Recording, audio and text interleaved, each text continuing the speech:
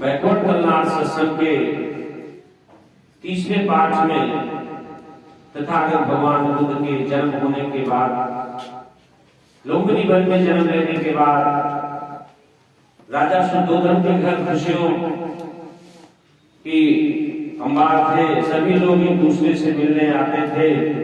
यह पता जब हिमालय पर्वत से के वे रहने वाले एक मुनिवर को पता चला तो वो अपनी खुशी को रोक नहीं पाए, और वह खुशी को न रोक पाने के कारण कपिलवस्तु में आए और राजा शुद्धोधन से मिलते हैं। और इसका पाठ आप लोगों को बताते हैं कि उस मुनि का क्या नाम था।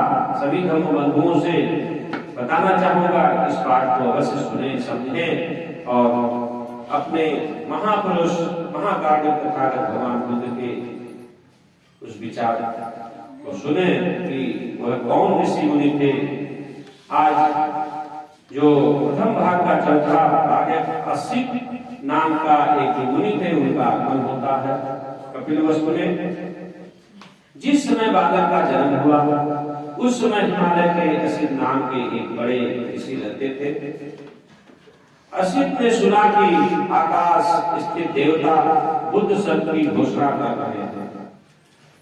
यह लोगों को अद्भुत होता है कि ऐसा कैसे हो सकता है कि कोई भी बुद्ध नाम का शब्द आकाश में होगा। साथियों, जब व्यक्ति दुख, सुख, मोह, माया से परे होकर के जब महाकारुणिक होता है तो उसे किसी अच्छी चीज और बुरी चीज का आगमन का पता चलता है। अगर नहीं पता है तो जब व्यक्ति स्वयं में अपने आप को साथ करता है उसे बहुत सारी चीजें पता चल जाती हैं। आज भी अपने आप को ध्यान धारण समाधि कर देंगे तो आपको जरूर पता चलेगा। यह वैज्ञानिक शोध है।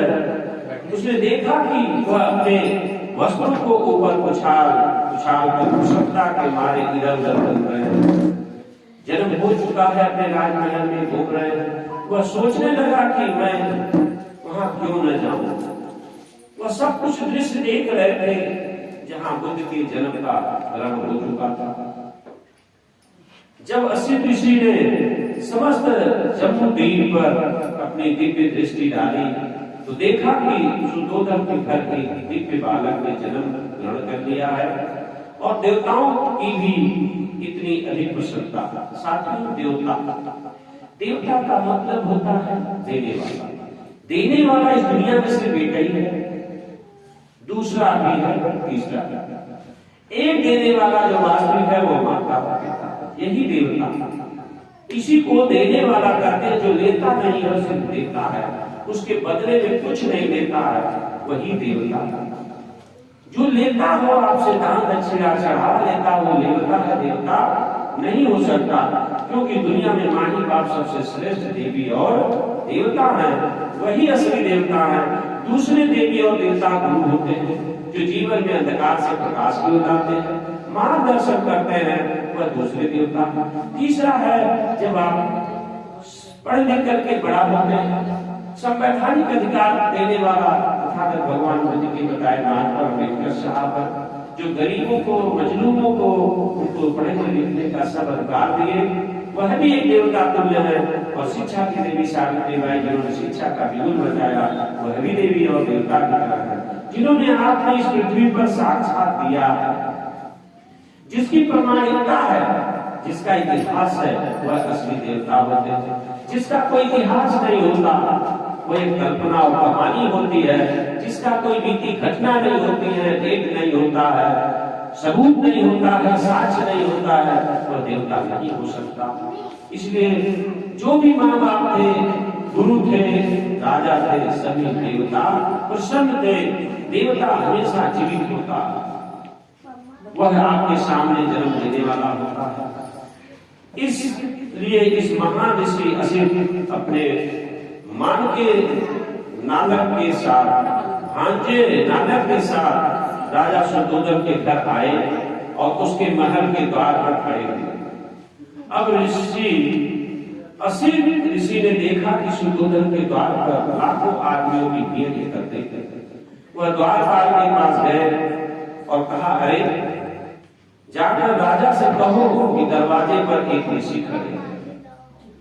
द्वारपालक राजा के पास गया और हाथ जोड़कर विनती की, राजन द्वार पर एक वृद्ध ऋषि पधारे हैं और आपसे भेंट करना चाहते हैं। राजा ने असित ऋषि के बैठने के लिए आसन की व्यवस्था की। द्वारपालक ने कहा, ऋषि को आने दो। महल के बाहर आकर द्वारपाल ने असित से कहा, मुनिवर से कृपया भीतर पधारे। असित ऋषि राजा के सामने उपस्थित हुए और उसे खड़े खड़े आशीर्वाद दिया। राजन आपकी जय हो, राजन आपकी जय हो।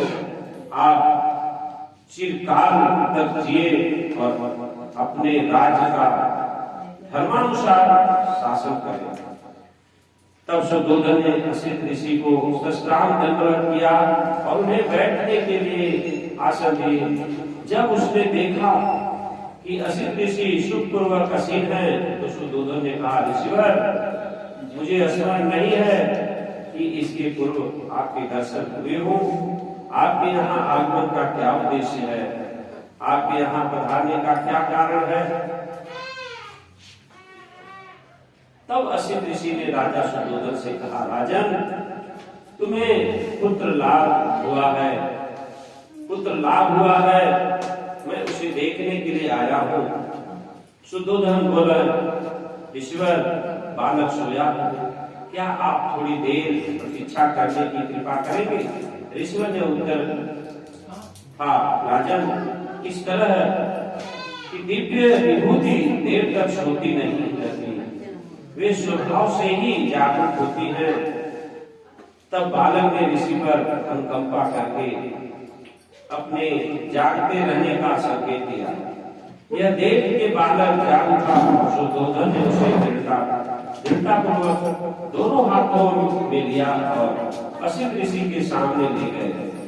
असित ऋषि ने देखा कि बालक 32 महापुरुष लक्षणों और 80 अणु व्यंजनों से युक्त है। उसने देखा कि उसका शरीर शुद्ध और ब्रह्म के शरीर से भी अधिक दिव्य है। उसका तेजोमंडल उनके तेजोमंडल से लाख गुना अधिक प्रदीप्त है। उनके मुंह में तुरंत यह वाचन निकला, निसंदेह यह अद्भुत पुरुष है। वे अपने आसन में बैठे, दोनों हाथों जोड़कर और उनके पैरों पर गिर पड़े। उन्होंने बालक की परिक्रमा की और उसे अपने हाथों में लेकर विचार मग्न हो गए। असित ऋषि पुरानी भविष्यवाणी से परिचित थे कि उसके शरीर में गौतम की ही तरह 32 महापुरुष के लक्षण होंगे। वह इन दोनों व्यक्तियों में से एक को निश्चित रूप से प्राप्त होगा, तीसरी को नहीं। यह वह गृहस्थ रहेगा। यदि वह गृहस्थ रहेगा तो वह चक्रवर्ती नरेश होगा, लेकिन यदि वह गृहस्थ त्याग कर प्रव्रजित हो जाएगा तो वह सम्यक संबुद्ध होगा। दो वाणी उन्होंने बोला। असित ऋषि को निश्चित था कि वह बालक गृहस्थ नहीं बनेगा। बालक की ओर देखकर वह सिसकियां भरकर रोने लगे। शुद्धोधन ने देखा कि असित ऋषि सिसकियां भर कर रो रहा है। उसे इस प्रकार रोता देखकर शुद्धोधन ने रोकने खड़े हो गए। उसने ऋषिवर असित ऋषि से निवेदन किया, ऋषिवर आप इस प्रकार रो क्यों रहे हैं? आंसू क्यों बहा रहे हैं? ठंडी सांस क्यों ले रहे हैं? मैं समझता हूं कि बालक का भविष्य तो निर्विघ्न ही है।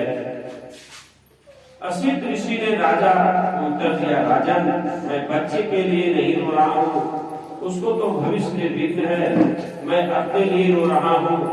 ऐसा क्यों? शुद्धोधन ने पूछा। असित ऋषि का उत्तर था, मैं जरा दृढ़ हूँ, वह प्राप्त हूँ और यह बालक निश्चयात्मक रूप से बोध लाभ करेगा, सम्यक संबुद्ध होगा। तदनुप्राण वह लोक कल्याण के लिए अपना धम्म चक्र परिवर्तित करेगा, जो इससे पहले इस संसार में कभी परिवर्तित नहीं हुआ होगा।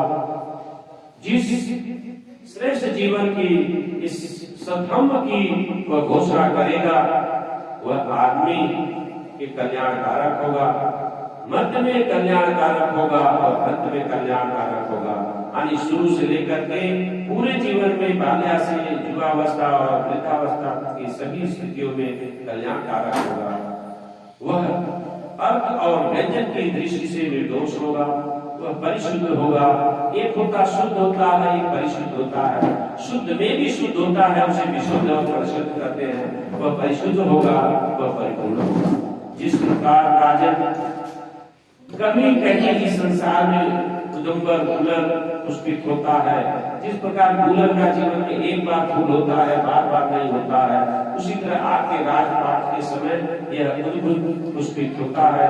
उसी प्रकार अनंत युगों के अंतराल इस संसार में कहीं उद्भूत होता है राजन। इस प्रकार निश्चित से यह बालक बोध लाभ करेगा, सम्यक संबुद्ध होगा, तदंतर अनंत प्राणियों को इस सुखमय सागर में पार ले जाकर सुखी करेगा। लेकिन राजन, मैं उस बालक को नहीं देख पाऊंगा, इसलिए राजन मैं इस दुख से दुखी हूँ और रो रहा हूँ। मेरे भविष्य और भाग्य में उस बुद्ध की पूजा करना नहीं बता है। तब राजन ने असित ऋषि और उनके भांजे नागर नरदत्त को श्रेष्ठ भोजन से समर्पित किया, संतर्पित किया और वस्त्र दान देकर उनकी परिक्रमा कर वंदना की।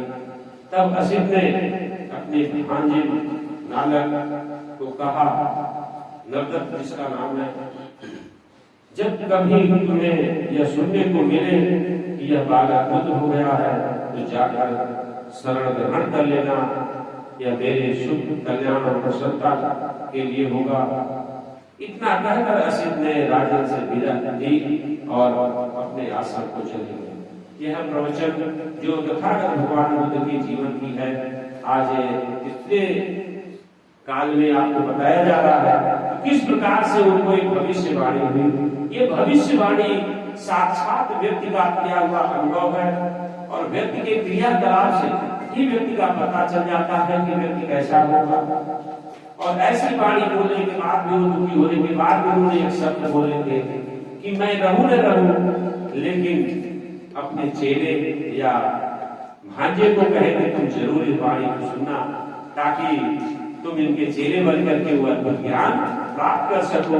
और यह वाणी, यह बात कही गई है। लोग आज की डेट में इस बात को कहेंगे कल्पना है या तरह तरह करेंगे, लेकिन इस तरह की भविष्यवाणी, इस तरह की कार्यकलाप पूरे विश्व में अभी भी ऐसे लोग हैं जो विद्वत्ता से पता कर लेते हैं, जिसको हम लोग कहते हैं इंग्लिश में टीलोपैथी। एक पैथी होती है जो टीलोपैथी होती है। हम किसी के मन की बात कैसे जानते हैं? किसी भी व्यक्ति के मन की बात जानने के लिए व्यक्ति को अपने अंदर आत्मसात करना पड़ता है। जब आप लोभ, मोह, माया, ईर्ष्या, द्वेष, क्रोध, अहंकार से मुक्त होने लगेंगे, तब यह अद्भुत ज्ञान की प्राप्ति होती है। इसीलिए तथागत भगवान बुद्ध जब बुद्ध के मार्ग पर हुए, उन्होंने कहा मैं ही बुद्ध नहीं हूँ और यही अंतिम बुद्ध नहीं हूँ, और भी बुद्ध होंगे। लेकिन आज तक 28 बुद्ध के बाद जो उन्होंने पैदा हुए 29 बुद्ध, तो उसके बाद कोई संबुद्ध नहीं हुआ। आज तक बुद्ध तो पैदा हुए लेकिन संबुद्ध नहीं हुए। इसलिए अम्बेडकर साहब संबुद्ध तो नहीं हुए, बुद्ध तो बने लेकिन बोधि प्राप्त हुए। इसीलिए अम्बेडकर साहब को बोधिसत्व कहा जाता है, जिन्होंने तथागत भगवान बुद्ध के सम्यक सत्य मार्ग को स्वीकार करके बोधिसत्व को प्राप्त करके तथागत भगवान बुद्ध के बताए हुए मार्ग चले और देश में, पूरे विश्व के सामने इतना बड़ा धम्म, इतने बड़े संवैधानिक विचारधारा, मानवता का पाठ का संविधान देकर के अमृत को प्राप्त हो गए। इसलिए हम आप भी संबुद्ध के मार्ग चलेंगे, वह सारी सुख सुविधाएं प्राप्त होगी। इसलिए हमें आज का जो संदेश का जो बुद्ध एंड हिज धम्मा का जो अम्बेडकर साहब द्वारा लिखी हुई पुस्तक का पहला भाग का चौथा ऋषि असित के आगमन का भाग था, आप लोगों के सामने बताएं और अधिक से अधिक आप लोग इसे समझें और समझाएं और देश के सभी नागरिक तक पहुंचाएं और अपने सधम्म को अपनाएं। बोधिसत्व तथागत भगवान बुद्ध की महाकारुणिक चीजों को समझें। और नमो बुद्धाय, जय भीम। सभी बैकवर्ड समाज का कल्याण हो, मंगल हो, यही तथागत भगवान बुद्ध की अनुकंपा हो। इन्हीं शब्दों के साथ सभी लोगों को नमो बुद्धाय, जय भीम, जय भारत।